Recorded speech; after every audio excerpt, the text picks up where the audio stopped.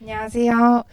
공통수학 1, 2 내신 기출 풀이반을 진행하고 있는 손유재입니다.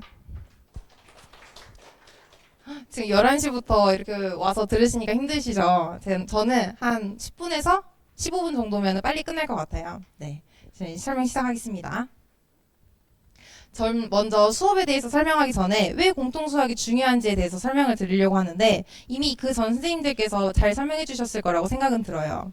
근데 우리는 수능 과목은 이제 대수, 미적 이렇게 나가는데 왜 1학년 때 배우는 공통수학이 중요할까라고 생각을 해보면은 저희가 공통수학을 전혀 모른 채로 수능을 볼 수는 없는 거죠. 왜? 우리가 공통수학 때 이제 함수에 대해서 기본적인 다항함수를 배우는 거고 이제 대수로 넘어가면서 삼각함수, 초월함수를 배우게 되는 건데 항상 함수에 대해서 배운다라고 하면은 비슷한 맥락으로 지나가는 거예요. 그래서 저는 이제 간접 연계라고는 하지만 필수 연계라고 생각하는 부분이 공통수학이라고 생각을 합니다.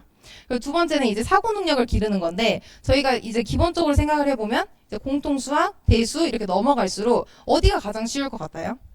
공통수학이 가장 쉽겠죠. 그럼 저희가 지금까지 배우는 과목 중에서 가장 쉬운 부분에서 사고 능력을 먼저 길러놔야 그 다음 대수, 미적으로 넘어갈 때 그 다음 사고가 쉬워지는 거지 그때 갑자기 나의 자녀의 사고 능력이 올라가진 않는다 이 말인 거예요. 그래서 우리가 공통수학을 배움으로써 필수 연계와 사고 능력을 기르는 준비를 하고 있다고 생각을 하시면 될 것 같아요. 저희 이제 수업에서는 총 4가지의 컨텐츠를 가지고 있는데 먼저 주 컨텐츠는 학군주에 있는 19개 학교의 내신 기출을 풀이합니다.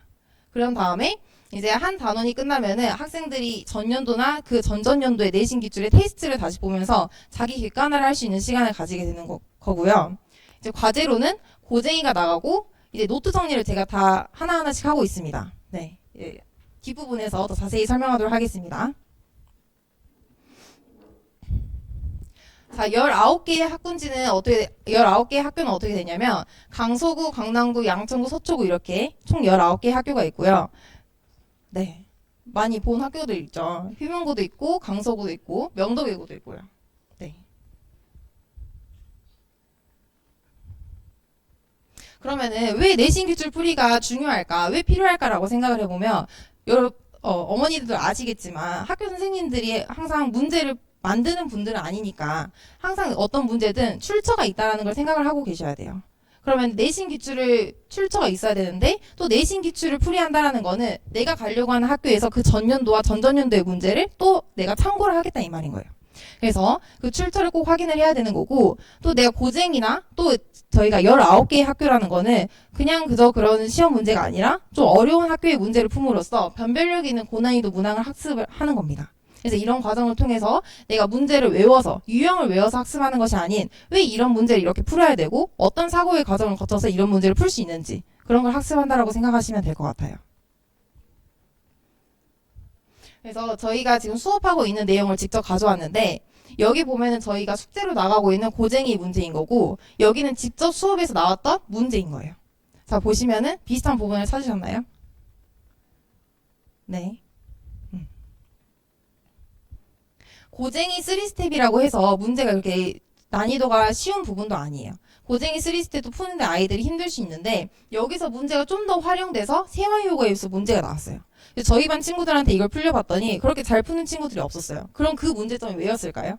라고 생각해보면 이 문제만 풀 수 있게끔 생각을 했다 이 말인 거예요.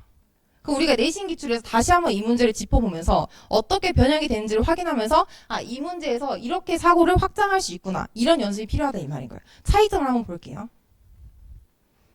지금 여기 이 빨간색이 있는 부분이 포인트입니다. 내가 이렇게 그냥 1차식으로 x 4제곱부터 1까지 합으로 나왔을 땐 풀 수 있는데 여기에서 제곱이 됐다라는 게 어떤 의미의 차이가 있는 건지 이런 부분을 설명하고 있는 게 저희 반 수업입니다. 그리고 저희는 이제 수업을 하면서 이게 제 해설지인데 해설지 내용 있는 그대로 수업 시간에 진행을 한다라고 생각하시면 돼요.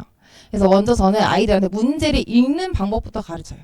제일 먼저 보면은 최고 차항의 개수가 1인 4차식 fx를 그냥 넘어갈 수도 있겠죠. 왜? 이건 수식이 아니니까. 하지만 여기에는 우리한테 많은 정보를 주고 있다 이 말인 거예요. 다항식이면서도 최고 차항의 개수가 1이야. 근데 또 차수가 4차식이야.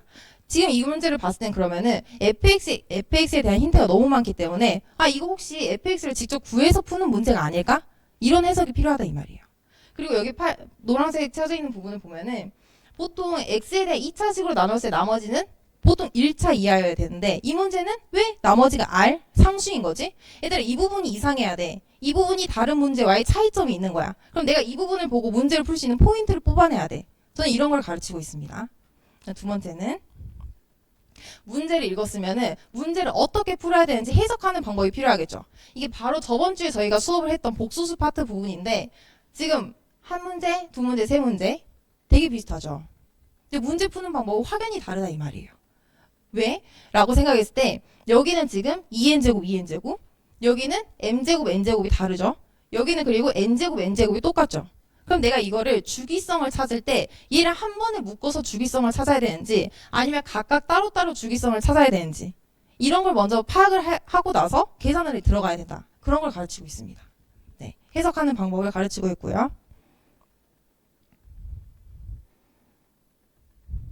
그럼 이렇게 우리가 다 한 다음에 아이들이 저희가 항상 걱정하는 거는 우리가 아이들이 와서 3시간 동안 이렇게 시간을 보내고 나중에 까먹으면 어떡하지? 라는 생각이 들 수 있잖아요. 그래서 우리가 아이들이 자기 객관화를 할 수 있는 테스트를 가지게 됩니다. 테스트를 할 때 그냥 아이들한테 그때 3시간 동안 했던 거를 너네가 알아서 해와가 아니라 저희가 방금 보여준 것처럼 이렇게 해설지가 배부가 됩니다. 그래서 해설지가 배부가 되는 것도 풀이만 들어가는 게 아니라 이 문제를 봤을 때 어떻게 해석을 해야 되고 어떻게 풀어야 되는지 빨간색 이렇게 포인트가 되면서 아이들이 스스로 공부할 수 있는 시간을 가질 수 있습니다.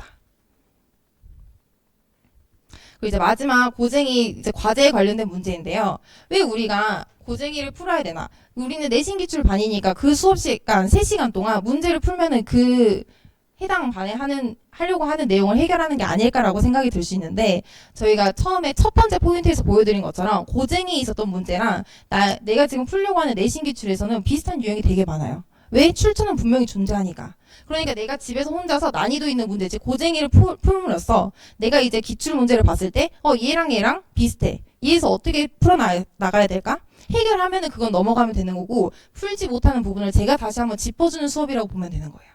그리고 노트 검사는 제가 이제 되게 깜짝 놀랐던 게 아이들한테 첫 수업에 얘들아 노트 가져왔니? 라고 했을 때 가져온 친구가 없는 거예요. 별로. 근데 제가 아이들한테 하는 말은 너네가 지금 당장은 책에서 이렇게 끄적끄적해서 답이 나올 수 있어. 근데 너네가 수능 30번을 봤을 때 22번을 봤을 때 그때도 그렇게 풀 수 있을까? 그렇지 않다 이 말이에요. 내가 지금 당장 공통수학 1에서는 4줄, 5줄로 풀이가 끝날 수 있는 문제가 그때는 그렇게 풀 수가 없어요. 그럼 지금 그 연습을 해야 된다 이 말인 거예요. 어떻게? 논리성에 맞게. 그리고 이제 아이들이 이 수업이 이제 내신기출, 학군집 내신기출을 하고 고쟁이를 어느 정도 자기 스스로 50% 이상은 해결해야 하기 때문에 그 수업 시간에 다 해결하지 못하는 부분이 있을 수 있어요. 그럼 그때 맞춤 클리닉 전후로 1시간에 30분 정도 다 맞춤 클리닉을 하고 있습니다. 네. 저희 수업은 일요일 1시부터 2시부터 5시까지 딱 3시간 수업이고요. 일주일에 한 번. 네. 제가 준비한 수업은 제가 준비한 자료는 여기까지인데, 저는 수학을 고등학교 때, 중학교 때, 학생 때부터 지금까지 되게 좋아했어요. 근데 어머니들도 아시겠지만, 내가 좋아하는 게 있으면은, 상대방도 이걸 꼭 좋아했으면 좋겠다. 이걸 보여주고 싶다. 이 즐거움을 알려주고 싶다라는 욕구가 생길 거 아니에요. 그래서 저는 아이들한테 그냥 계산하는 수업이 아니라, 그냥 계산 연습하는 수업이 아니라 아하 하는 포인트를 만들어줄 수 있는 수업을 만들도록 하겠습니다. 감사합니다.